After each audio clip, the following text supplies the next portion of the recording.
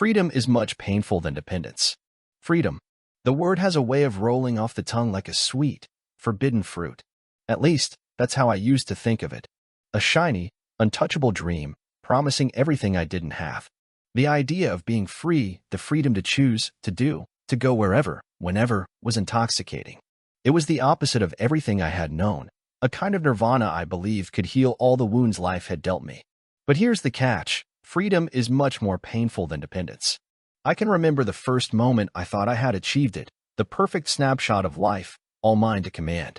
I was on my own. No rules. No one's expectations but my own.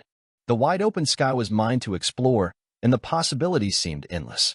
But freedom has a funny way of dragging you into a never-ending dance of uncertainty.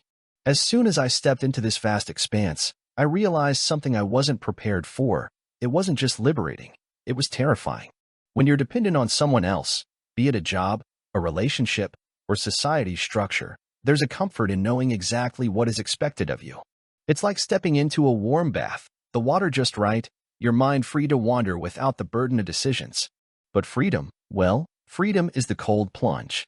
At first, it feels exhilarating, but then the shock sets in.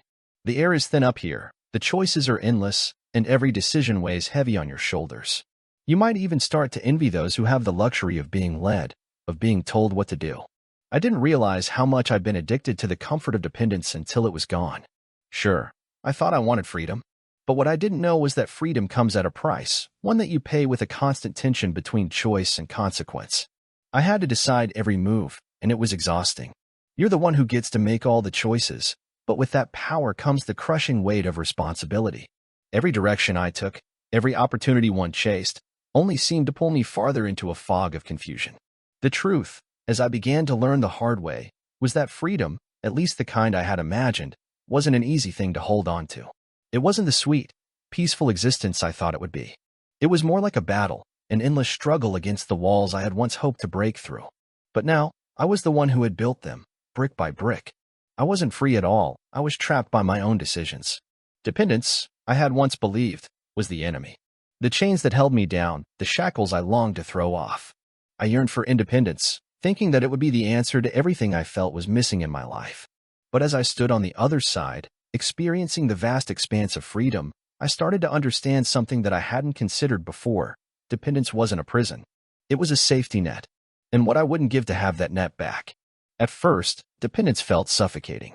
Relying on someone else, needing their approval, their guidance, it all seemed like a weakness, something that robbed me of my power. But the more I lived in the cold, isolating space of freedom, the more I began to miss the warmth of dependence. It wasn't just about relying on others. It was about having someone else take the weight of decision-making off my shoulders. It was a kind of quiet comfort that I hadn't fully appreciated when I had it. The truth is, when you're dependent on others, you don't have to carry the entire burden of the world on your own. There's a certain peace in knowing that someone else is looking out for you. It's like being in a relationship where your partner does the heavy lifting while you're free to enjoy the ride. No, it's not perfect, but it's stable. There's security in having someone or something to lean on, and in that security, there's room to breathe. I remember one particular moment when the weight of my newfound freedom felt unbearable. I was sitting alone in my small apartment, staring at the empty walls. It was just me, and the decisions I had to make were piling up, one after another. What do I do next? Where do I go from here? And why the hell does it feel so exhausting? I miss the times when someone else took those questions off my plate. Back then, it wasn't about lack of freedom, it was about having someone else to share the load. I began to see that dependence wasn't something to be feared or avoided. It was something human, something necessary. When you rely on others, you're part of a system, one that holds you up when you're weak, offers guidance when you're lost. And sometimes, that's what you need. A steady hand to guide you through the rough patches. Because even in a world that champions independence, it's easy to lose yourself in the pursuit of something you're not ready for. But I wasn't ready to go back. Not yet. There was a part of me that still clung to the idea that freedom would eventually bring me the peace I was searching for. But with every passing day, the comfort of dependence grew louder in my mind, reminding me of a time when life felt simpler, when I didn't have to carry every choice alone. The illusion of control is a strange thing. You think you have it, and for a while, you might even convince yourself that you're steering the ship. But soon, the waves get rough, the winds change direction, and you realize you're no longer in charge. I didn't understand this at first. I thought that by cutting the strings of dependence, I could finally take full control of my life. But the more freedom I gained, the more I realized how little control I actually had. The truth was, the more freedom I had, the more I was exposed to the chaos of life. It was like trying to hold water in your hands. No matter how tightly you gripped, it slipped away. The more decisions I made, the more overwhelmed I felt. I wasn't steering the ship at all. I was just floating, at the mercy of currents I didn't understand. This wasn't the freedom I'd imagined. In fact, it was a bit like being trapped in a whirlwind, spinning in circles, unsure of where to go next. At first, I thought it was just part of the process. It was supposed to be difficult, right? Achieving freedom meant embracing chaos, right? But the deeper I dug into this supposed control, the more I realized I was only fooling myself. Control wasn't something you could claim. It was something that happened only when you let go of the idea that you could hold it all together. I remember one evening, walking down the street, trying to make sense of it all. I had this moment of clarity, or maybe it was just exhaustion. It's hard to tell sometimes. But I realized that control was an illusion. In a way, I was always going to be dependent on something, whether it was my choices, my emotions, or the environment I found myself in. I wasn't free from those forces. They were a part of me, a part of the world I had to navigate. The sense of control I sought was just an idea, a false promise that freedom had made to me. And the moment I accepted that truth, something shifted. I stopped struggling to hold everything together, and I started to accept the uncertainty. I wasn't truly free until I let go of the need to control everything. That was the irony I hadn't expected. Freedom, in its purest form, wasn't about doing whatever you wanted. It was about embracing the unknown and letting life unfold without trying to force it into shape. But there was still that nagging feeling, the feeling that I wasn't in charge, that I was still at the mercy of forces I couldn't control. The more I thought about it, the more I realized that my freedom wasn't about choice. It was about how I reacted to the choices I made. Maybe I wasn't as free as I thought. Maybe no one was. The freedom I had sought so desperately now felt like a weight, a constant reminder of how many options I had to sift through each day. Choices. Choices everywhere. And they weren't just about big, life-altering decisions. Oh no, they were in the little things too. What to wear? What to eat? Where to go?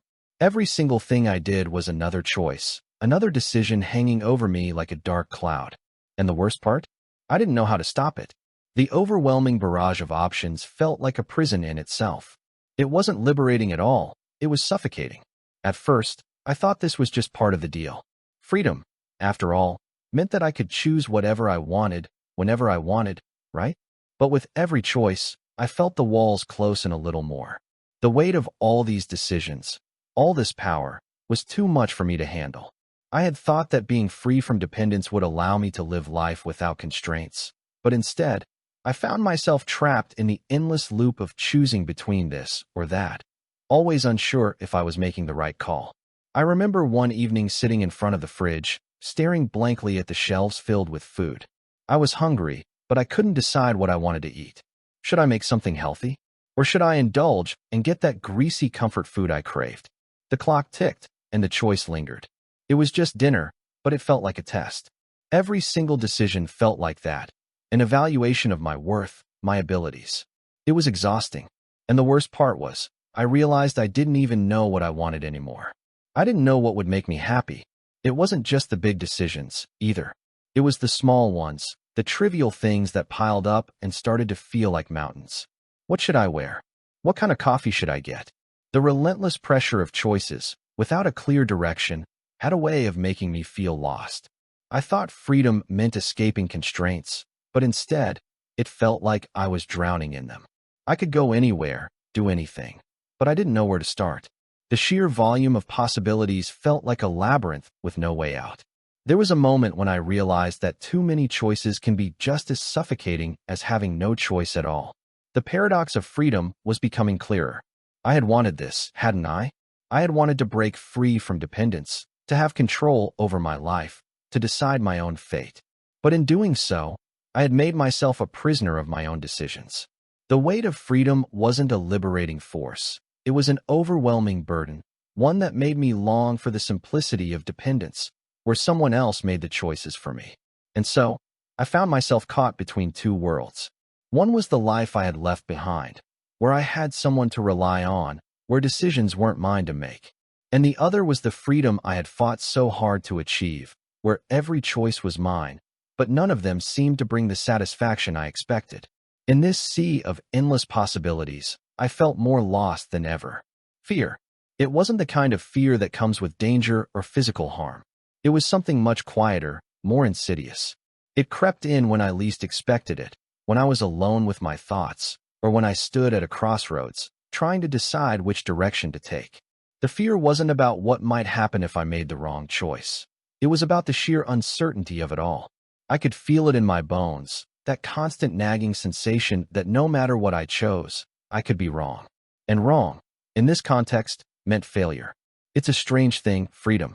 You'd think that once you have it, you'd feel empowered, like you could do anything. But instead, freedom made me feel exposed, like I was walking a tightrope without a net. Every step I took felt fragile, like the smallest mistake would send me plummeting into the unknown. The more choices I had, the more fear took root. I had so many possibilities, so many paths in front of me, but each one felt like a leap into the void. There was no guarantee that any of them would lead to something good. I'd find myself frozen at moments when a decision needed to be made. Should I take the job offer, or would it be better to stay where I was? Should I reach out to that person, or let them go? The longer I stood there, paralyzed by the fear of making the wrong choice, the more that fear would grow. It became this invisible weight, pushing down on me, making it hard to breathe. I would try to push it away, tell myself that I was being irrational, but the fear wouldn't go away. In fact, the more I tried to resist it, the more the fear seemed to multiply. It started to seep into every corner of my life, infecting my decisions, even the small ones. What should I wear today? What color should I paint the walls? Should I buy the expensive thing, or settle for something cheaper? The questions were endless, and so was the fear that each answer would lead to the wrong place. I realized that in this new world of freedom, I wasn't just afraid of making the wrong decision. I was afraid of making no decision at all. The indecision was just as paralyzing as the fear of choosing wrong. It wasn't long before I began to wonder, was this what freedom really was? Was this the price I had to pay for not being dependent on anyone or anything? The freedom I had longed for had come with a cost I wasn't ready for, a constant, underlying anxiety that never seemed to leave me. It was a kind of fear that existed in the spaces between decisions, in the silence before the next choice was made. And it wasn't just fear of failure. It was fear of the unknown, of the endless possibilities that could go wrong. I think, in many ways, we all feel this fear when we are truly free. It's the fear of having no one to rely on but yourself, the fear of standing alone in a vast, open space with nothing but your own choices to guide you. And that fear, as much as it stung, was part of the process. It was something I had to face if I wanted to keep moving forward. The problem was, I didn't know if I was ready to face it. Independence. It seemed like the ultimate goal, the pinnacle of achievement. But now, standing on this lonely peak, I realized just how isolating it truly was. Freedom had promised me everything. No strings, no obligations, no one to answer to. But what it hadn't warned me about was the quiet loneliness that would settle in. Without dependence, there was no one to share the burden of decisions, no one to offer support when the weight of it all became too much. I had chased this ideal of independence, believing it would bring me peace, but instead, it had left me in a hollow, isolated space. At first, it wasn't so bad. I reveled in my independence, enjoying the solitude. But after a while, the emptiness became harder to ignore. I would sit in my apartment, surrounded by the silence of my own company, and realize that I hadn't spoken to anyone in days. Sure, I had the freedom to go wherever I wanted, to do whatever I felt like, but without anyone to share those experiences with, they felt meaningless. The social connections I once took for granted had faded, and I was left to navigate this vast, empty world alone. I began to miss the very thing I had once wanted to escape: connection. Dependence, for all its limitations, had given me something freedom couldn't provide: companionship. There had been comfort in knowing that someone else was there to support me, to listen to me when I needed to vent, to help me when I couldn't carry the load on my own. But in this new life, I was the only one left to pick up the pieces. It was exhausting. I thought I wanted independence, but now I wasn't so sure. The price of it seemed too high, too lonely. I remember walking through the city one evening, the streets bustling with people, couples laughing together, friends enjoying the night. I felt like a ghost in the crowd. I was there, but I wasn't really there. I could feel the distance between me and the world, the invisible wall that separated me from everyone else. It was as if I was watching life from behind a glass pane, unable to truly connect with anything or anyone. I was free, but I wasn't whole. It was then that I realized the harsh truth. Independence, in its purest form, can be isolating. When you are completely on your own, with no one else to rely on, you begin to feel disconnected from the world around you. I had wanted freedom, but now I longed for the warmth of dependence, the comfort of knowing that I wasn't alone in this journey. I started to think about how I could bridge that gap. How could I be independent without feeling so isolated? Was there a way to balance the two, freedom and connection? Could I still rely on others without giving up the independence I had fought so hard to achieve? These questions swirled around in my mind, but the answer wasn't clear. I was beginning to realize that the road to independence was not a straight line. It was full of twists, turns, and unexpected detours. For all the freedom I had gained, I couldn't ignore the human need for connection. And as much as I hated to admit it, I was starting to see that perhaps dependence wasn't as bad as I had once thought. It wasn't about weakness. It was about shared strength, the understanding that we are all in this together, each of us leaning on the other when the weight becomes too much. But I wasn't ready to give up on my independence, not yet. I needed to figure out how to balance both, to find a way to be free while still allowing myself the comfort of connection. It was a delicate dance, but I was willing to try. After all, isn't that what freedom is really about? Finding your own path, even if it means taking a few missteps along the way. There was a certain beauty to routine, wasn't there? The predictability, the comfort, the stability. It was something I had never truly appreciated until it was gone. When I lived in a world of dependence, I didn't realize how much I relied on structure. Every day had its own rhythm, a rhythm that guided me through the hours, telling me what to do and when. It was a system, and in that system, I was never truly lost. There was always something to hold on to, some way to measure progress, to see how far I had come. But now, in this vast expanse of freedom, I felt like I was drifting. I had thought that escaping the constraints of routine would be liberating, that I would be free to chase the whims of the moment. But soon enough, I discovered how disorienting it was not to have a structure to cling to. Each day felt like it stretched endlessly in front of me, with no clear path to follow. The hours slipped by in a blur, and I had no way of measuring how I was spending them. There was no clear goal, no sense of accomplishment at the end of the day.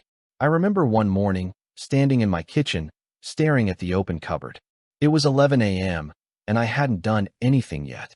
I hadn't even gotten out of my pajamas. I could feel the weight of time slipping away, and for a moment, I wished I could go back to the days when I had a strict schedule, when I knew exactly what to do and when to do it. Dependence had provided that structure. It had given me a roadmap to follow, a sense of purpose. But now, I was adrift, lost in a sea of possibilities with no compass to guide me. It wasn't just about work, either. It was about everything. The small, everyday tasks that used to anchor me, getting up at a certain time, having breakfast at the same hour, running errands in the afternoon, had all been replaced with an open-ended void. I had the freedom to do whatever I wanted, but without a framework to structure my day, it felt like nothing I did mattered. I had gained independence, but at the cost of the very things that had once made my life feel grounded. It occurred to me that routine wasn't just a cage, it was a foundation. Without it, I was left with nothing but endless choices and no way to organize them. The more I thought about it, the more I realized that a life without routine, without structure, felt like a life without meaning. Freedom, in its purest form, was chaotic. It was like being a sailor on a ship with no map, no destination, and no crew to help steer the way. You were free to sail anywhere, but you were also free to drift aimlessly. That's when I realized something important. Independence wasn't just about freedom from others. It was about creating your own structure. Without some form of routine, without some guide to help you navigate your day, freedom could quickly turn into aimlessness. And aimlessness wasn't freedom at all. It was a form of paralysis. As I began to understand this, I started to incorporate small routines into my life. Nothing too rigid, just simple things. Waking up at the same time every day, having breakfast at a set hour, setting aside time for work and rest. These routines helped anchor me, providing a sense of order in the midst of the chaos that freedom had brought. They didn't take away my independence, they enhanced it. With a bit of structure, I was able to navigate my days with more clarity and purpose, rather than stumbling through each one, unsure of what came next. I realized then that freedom wasn't about casting off all structure. It was about creating a balance between independence and the things that grounded you. It wasn't about rejecting routines. It was about choosing which routines worked for me and discarding the ones that didn't. And with that, I began to feel like I was in control again, like I was steering my own ship, not just drifting in the wind. There are times when the past seems to call to you, a distant echo that you can't quite escape. I began to feel it more and more as the days stretched on in this so-called freedom of mine. It wasn't just the quiet moments that made me long for my former life. It was the overwhelming realization that, in some ways, the life I had left behind was easier to bear. Sure, it had its flaws. Dependence had its own set of chains, but at least I knew what to expect. I had a role, a place, a purpose. Now, all I had was choice, and in that, a profound sense of confusion. I found myself thinking about those days when I wasn't responsible for everything, when I didn't have to carry the weight of every decision, every action. I missed the simplicity of it. I missed the moments when life just flowed. I didn't have to analyze every step I took or wonder if I was making the right choice. I was part of a system, a well-oiled machine that made life easier in its predictability. The people around me, the ones I had once viewed as a limitation, had given me something that I hadn't realized I needed, a sense of certainty. I had been part of something larger than myself, something that moved in rhythm, and I had taken that for granted.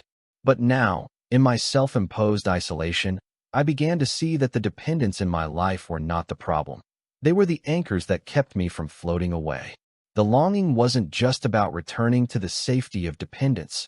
It was about returning to the familiarity of it.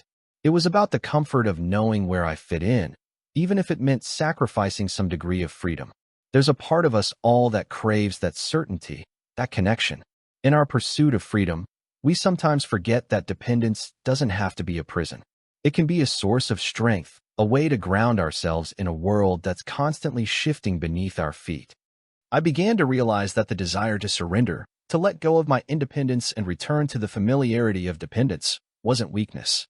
It was a natural human instinct. We are, at our core, social beings. We rely on each other in ways we sometimes don't even notice. Dependence isn't just about relying on someone for survival. It's about relying on others for emotional support, for companionship, for connection. And in the world of freedom, I had been missing that. I had been so focused on the idea that independence was the ultimate goal that I had forgotten the value of shared experience. So, I found myself yearning for the comfort of routine again, for the relationships that were once a constant, even if they did require some level of dependence. It wasn't about giving up my newfound freedom. It was about finding a balance. I didn't need to give up control. I just needed to let myself be part of something again, to share the load with someone else. Maybe, just maybe, I could have both, independence and connection. I wasn't ready to surrender everything, but I was starting to understand that freedom, in its truest form, wasn't about rejecting everything that tied me to others. It was about creating a life where I could stand on my own 2 feet, but still lean on others when I needed to. The beauty of life, I realized, was not in the absence of dependence. It was in the choice to depend when you needed to, and to be free when you could. Surrendering. There it was. The word had been hovering in the back of my mind for a while now, like an old friend I wasn't sure I was ready to greet. But as the days passed, and the weight of freedom continued to press down on me, I couldn't deny it any longer. I was tired. Tired of carrying the burden of every decision, tired of navigating through the maze of choices. There was a part of me, small, perhaps, but growing, that longed to let go, to surrender. Surrender doesn't sound like the most empowering word, does it? We associate it with defeat, with giving up. In a world that prizes independence, surrender feels like a step backward. But the more I thought about it, the more I realized that surrender didn't have to mean failure. It could mean something else entirely, a choice to release control, to step into something softer, something less heavy. Maybe, just maybe, surrender wasn't about losing myself. It was about finding a new kind of strength. I think it's hard to admit when you're tired, especially when you've been conditioned to believe that tiredness is a weakness, that you should always push forward, always strive for more. I had spent so long fighting for freedom, for independence, that I hadn't realized how much I had given up along the way. Not just the comfort of dependence, but the willingness to simply be. To let go, to trust that things would fall into place without me having to force them. The idea of surrender started to shift in my mind. It wasn't about going backward. It was about finding peace, about accepting that I didn't always have to be in control. It was about letting someone else take the reins when I needed a break. And yes, it was about leaning on others, allowing myself to be dependent for a time, if only to recharge. It was a humbling realization, but also a freeing one. I remember the moment it really hit me, a kind of quiet epiphany. I was sitting on the couch, staring out the window.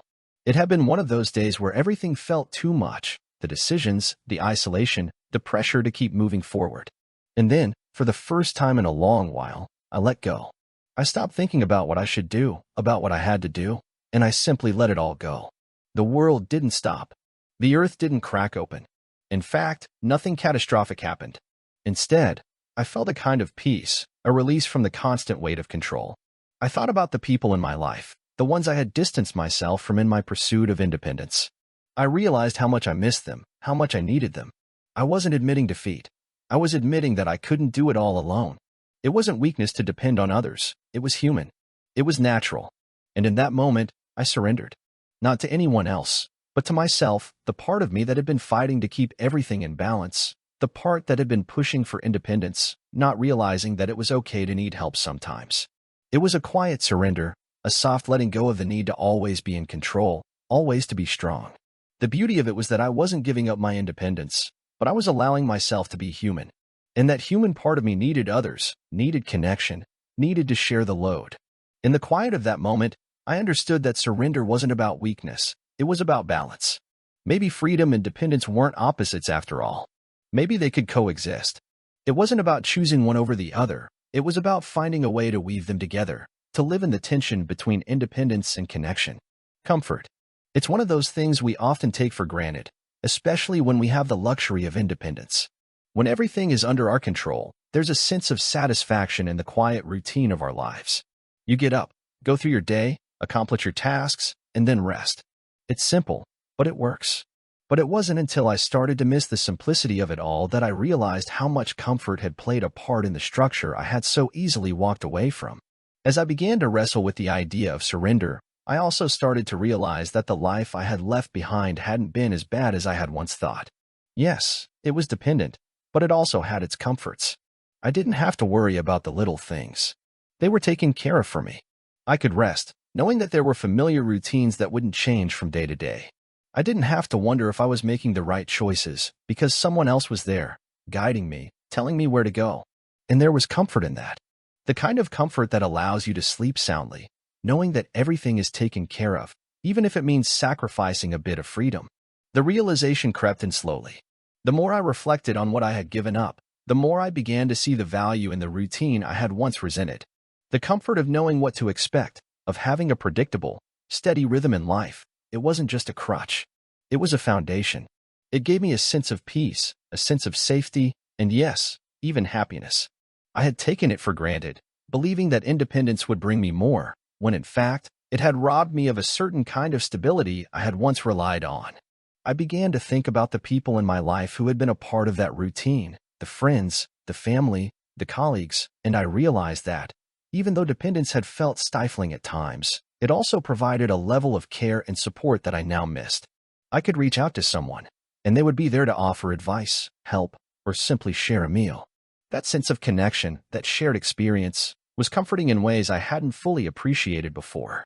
It wasn't that I wanted to give up my independence entirely. I wasn't ready to go back to a life of complete dependence. But there was something profound in the realization that comfort wasn't something to be ashamed of. It wasn't a sign of weakness to want routine, to want the security of knowing that the people around you had your back, even when you didn't have all the answers. Comfort, in its own way, was a kind of strength. I thought about my current situation, about the constant hustle, the never-ending list of decisions I had to make. I realized that, sometimes, I was so focused on moving forward, on keeping the wheel spinning, that I forgot to slow down and appreciate the moments of comfort that came with surrendering a bit of control. I had to remind myself that it was okay to let someone else take the reins once in a while. It wasn't a loss of freedom, it was a necessary pause, a moment of rest in a world that demands constant movement. In the stillness of my reflections, I began to find a balance between the two worlds. I could have my freedom, but I could also create moments of comfort. I didn't have to choose one over the other. I could embrace the comfort of routine when I needed it and step into freedom when I was ready. And in doing so, I started to feel more at peace, more grounded. I wasn't stuck between dependence and independence anymore. I had found a way to let both coexist, to find comfort in freedom and freedom in comfort. The next time I stood at a crossroads, staring at the vast, open possibilities of my life, I didn't feel so overwhelmed. The weight of each decision wasn't so heavy. I could choose, yes, but I could also let go when I needed to. I could lean on others, and I could stand alone. There was freedom in that too. The internal conflict was beginning to feel like a storm I could no longer ignore.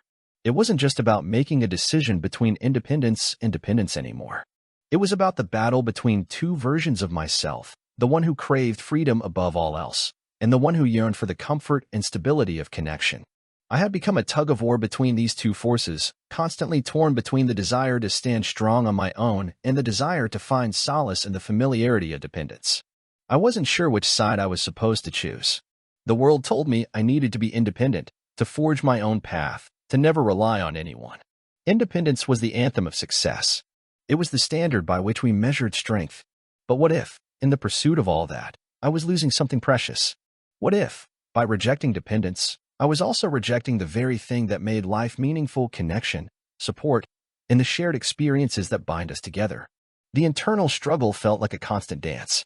Every time I thought I had found balance, the pull of freedom would nudge me further away from dependence. But then, just when I thought I had gotten away, the comforting, steady embrace of dependence would tug me back. It was maddening. I couldn't seem to make up my mind. The freedom I had fought so hard for wasn't as satisfying as I had imagined, but the dependence I once rejected no longer seemed as stifling. The two were forever locked in opposition, each claiming its own place in my life, each demanding its own piece of my soul. I remember having a conversation with a close friend one evening. We were sitting in a quiet cafe, sipping our drinks, and the topic came up: what does independence really mean?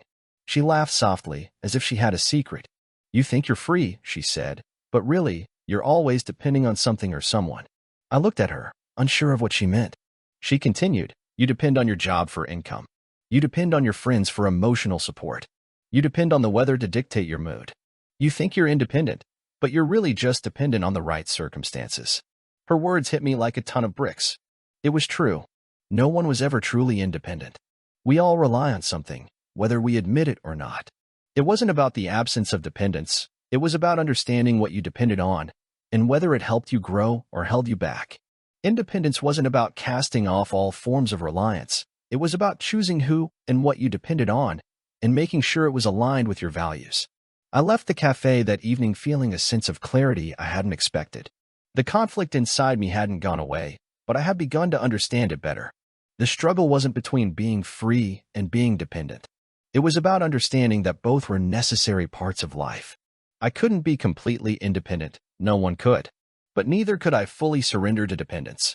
What I needed was a balance, a middle ground where I could lean on others when I needed to, but still stand tall on my own 2 feet when I could. That night, I made a quiet resolution. I would stop fighting the internal conflict. I would stop trying to choose one over the other. Instead, I would learn to live with both. I would embrace independence when it was right, but I would also embrace dependence when it brought me comfort and strength.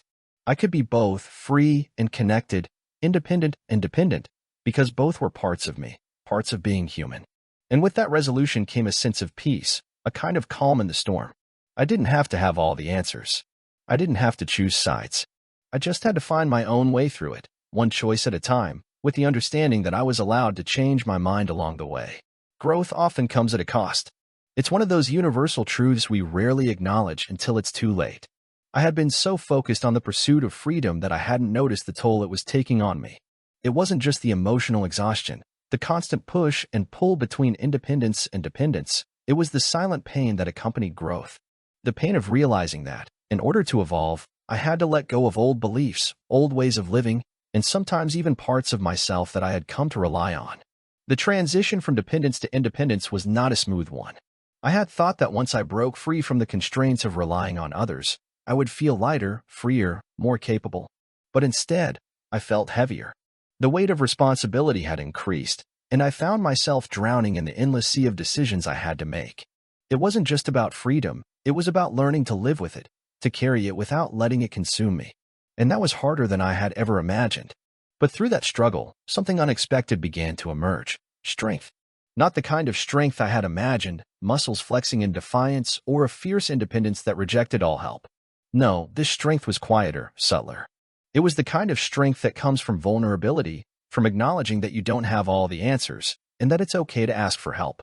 It was the strength to stand on your own, but to know when to lean on others. And it was the strength to accept that freedom and dependence were not opposites, but two sides of the same coin. In those moments of pain, of frustration, I began to see that growth required discomfort. You couldn't truly grow without feeling the strain of change, without stretching beyond the limits of what you knew. The discomfort wasn't a sign that I had failed. It was a sign that I was evolving, that I was becoming someone who could balance independence and dependence without losing myself in either one. I think back to those early days when I first experienced the weight of freedom. I thought it was going to be the answer to all my problems, the magic key that unlocked a life of peace and possibility. But in reality, it was just the beginning of a much more complicated journey. It wasn't about breaking free from dependence. It was about learning how to live with both freedom and connection, how to stand tall without letting the weight of freedom crush me. The growth wasn't instant. It took time, patience, and a lot of trial and error. I made mistakes. I clung to independence when I should have reached out. I gave in to dependence when I should have stood my ground. But with each mistake, I learned. And that, I realized, was the point. The cost of growth wasn't just the pain. It was the willingness to learn from the discomfort, to adapt, and to move forward. At some point, I stopped trying to fight the internal battle. I stopped seeing independence and dependence as enemies and began to see them as partners in the dance of life. They were not separate forces, but two interconnected aspects of who I was. And rather than trying to choose one, I began to embrace both, understanding that there would be times when I needed to stand alone and times when I needed to reach out. In the end, the greatest growth came not from rejecting dependence or clinging to independence, but from accepting that both had a place in my life. It was about finding the courage to live in the tension, to hold both truths at once, without forcing them to compete for dominance. It wasn't easy, but it was worth it. Because in the end, the pain of growth was the price of freedom. Freedom is fragile. It's one of those things that we take for granted until it's threatened, until we realize just how easily it can slip through our fingers. I had spent so long chasing it, so long thinking that freedom was the ultimate goal, the final destination. But now, I was beginning to understand the unsettling truth. Freedom, in its purest form, is not a permanent state. It's delicate, fleeting, and it demands constant maintenance.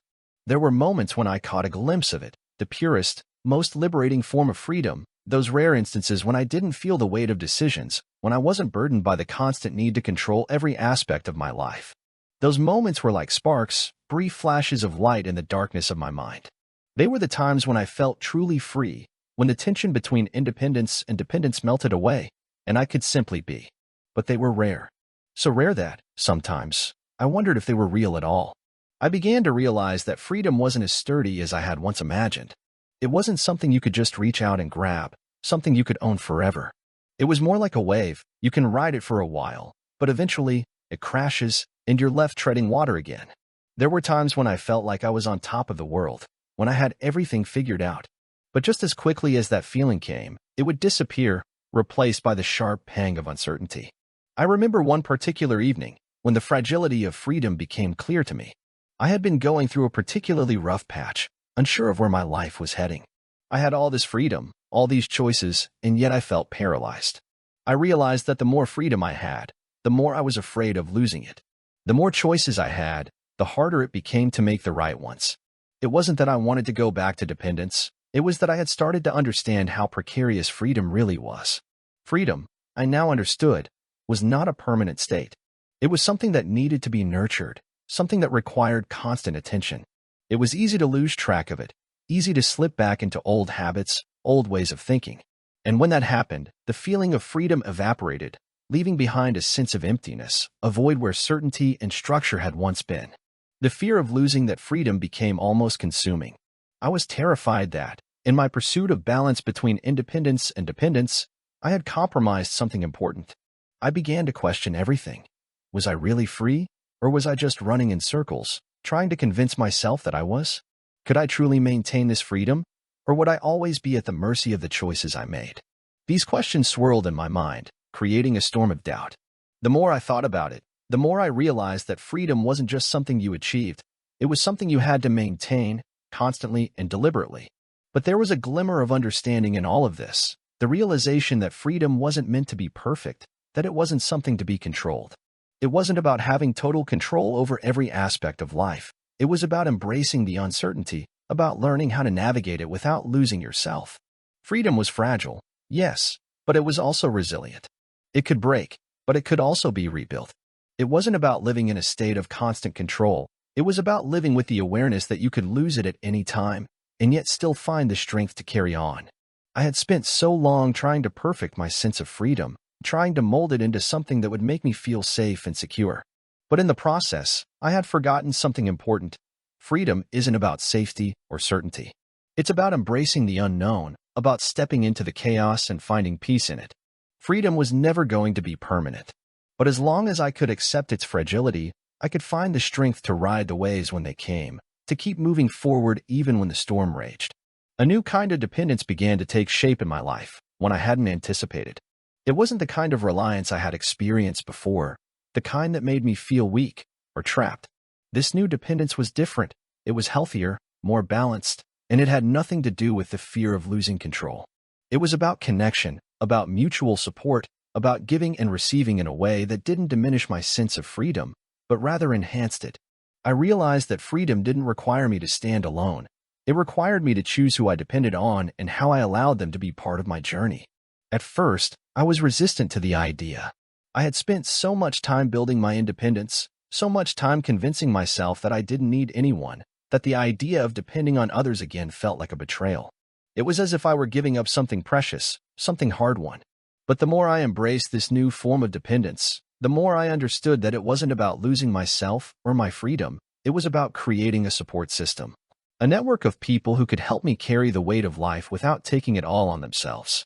I began to rely on people in a way I hadn't before, not as a crutch, but as a foundation. I realized that there was strength in allowing others to be part of my life and accepting help when it was offered. It wasn't about giving up control. It was about choosing who and what I allowed into my world. The key was balance, learning when to stand on my own and when to lean on those I trusted. And this new dependence, this interdependence, didn't take away my freedom, it expanded it. I learned that dependence doesn't have to be a weakness. It can be a form of strength. It can provide you with the resources you need to face challenges you couldn't tackle alone.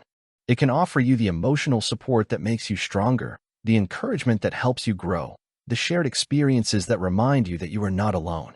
In fact, the more I depended on others, the more I realized that dependence could actually empower me. It allowed me to move through the world with confidence, knowing that I didn't have to carry everything on my own. It was during this time that I began to see how freedom and dependence could coexist. They weren't opposing forces after all. They were partners in a dance that required give and take. Freedom allowed me to make my own choices, to carve my own path, but dependence allowed me to do so with the support of others, without feeling like I had to do it all alone. I could be independent, but I didn't have to be isolated. I remember a conversation I had with a close friend during this time. She had been through her own struggles with independence and dependence, and we talked about how both could coexist in our lives. She said something that stuck with me. Freedom isn't about doing everything by yourself. It's about choosing who you want to walk alongside you. Those words resonated deeply. It was the first time I realized that freedom wasn't about isolation. It was about connection. It was about the freedom to choose who you allowed into your life, and the freedom to lean on others when you needed to. This new understanding of dependence was liberating in its own way. I wasn't weak for needing others. I was strong for recognizing when I needed help. And in that recognition, I found a new kind of power. It was the power of community, the power of shared experience, and the power of knowing that I didn't have to go through life alone. The more I practiced this new kind of dependence, the more I understood that the balance between freedom and reliance was not something that could be achieved once and for all. It was something that required constant attention, constant recalibration. There would be times when I needed to stand on my own, and times when I needed to lean on others. The beauty was in the ebb and flow, in the dance between these two forces, and in the understanding that neither one was more important than the other. The peace I had been searching for began to settle in, a kind of quiet reconciliation between freedom and dependence. It wasn't the kind of peace that arrives in a dramatic moment of clarity, the kind where everything suddenly makes sense. No, it was the slow, steady peace that came from embracing the tension between the two. I had spent so much of my life trying to separate them, to make them into opposing forces that couldn't coexist. But now, I saw them as two parts of a whole, each with its own value, its own role to play in my life. Freedom no longer felt like the unattainable prize it once was. It wasn't about casting off all constraints, about breaking free from everything and everyone. Instead, I saw it for what it truly was, the ability to make choices, to shape my own life, but also the courage to accept help when I needed it. Dependence, on the other hand, wasn't a weakness. It was a form of strength, a way to build relationships that were meaningful, a way to share the load and allow others to walk alongside me. And in that shared journey, there was a freedom I hadn't anticipated, the freedom of connection, of knowing that I wasn't alone. As I reflected on the road I had traveled, I realized that the struggle for balance had been worth it. I hadn't found a perfect solution, nor had I figured out how to completely rid myself of the tension between independence and dependence. But I had learned to live with it, to accept that both could coexist in my life without diminishing either one. Freedom and dependence weren't opposites, they were complementary, two forces that, when understood and respected, could work together to create a life that was both fulfilling and grounded. I think the greatest lesson I had learned was that neither independence nor dependence could exist in isolation. They needed each other, just as I needed both to thrive. And as I continued on my journey, I knew that I would have to keep balancing the two, adjusting as life demanded, finding moments of independence when I needed them, and allowing myself to rely on others when it was time to share the load. Freedom, I realized, wasn't a destination. It wasn't something I could ever completely possess or control. It was an ongoing process, a delicate dance between holding on and letting go. The same could be said for dependence. It wasn't about losing myself and others or becoming overwhelmed by the needs of those around me. It was about understanding that I didn't have to do everything alone, and that true strength came from knowing when to lean on others. In the end, I had discovered something far more profound than I had imagined. Freedom wasn't about escaping from dependence. It was about finding a way to coexist with it. It was about learning that the chains we sometimes fear are often the very ones that allow us to stand tall, to walk confidently through life, knowing that we have the support and the strength to face whatever comes our way. True freedom wasn't about being alone. It was about choosing who and what to depend on, and doing so in a way that allowed me to live authentically, without the burden of isolation. So, as I continue this journey, I don't have all the answers.